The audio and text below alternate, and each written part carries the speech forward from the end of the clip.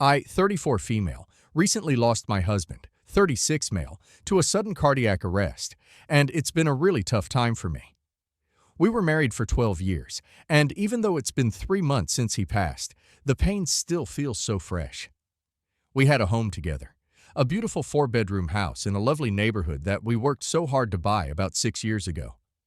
My husband was always super organized, especially when it came to finances.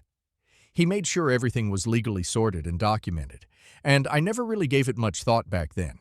But now looking back, I'm incredibly thankful for how he took care of all that. I know this might seem a little out of context, but believe me, it will come around. My in-laws and I have never been close. They've always been very traditional and, to be honest, never fully accepted me. I chose to focus on my career.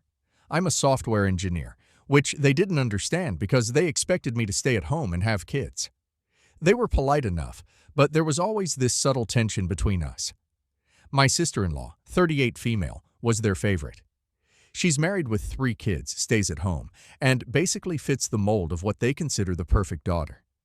Things began to take a strange and unsettling turn not long after my husband's funeral.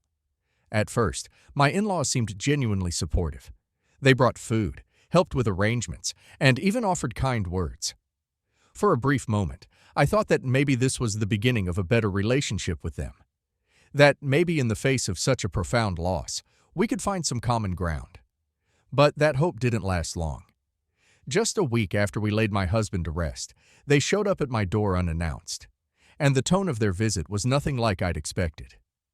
My father-in-law, 65 male, started off with a speech about how family needs to stick together in times like these, and how they had been thinking about what was best for everyone. At first, I thought maybe they were offering some sort of olive branch or trying to console me in a way that felt genuine. For a brief moment, I even allowed myself to believe they were finally showing a bit of understanding and compassion after all these years of tension. But then, the conversation took a turn that I could never have anticipated. Out of nowhere, they dropped a bombshell. My in-laws told me that I should do the right thing and give up the house to my sister-in-law and her family. They reasoned that since she has 3 young kids, ages 8, 6, and 4, they needed the space far more than I did. They pointed out that I was just one person living in a big house and suggested that I move into my sister-in-law's 2-bedroom apartment instead. To top it off, they even had the nerve to suggest that I pay her rent as part of this arrangement.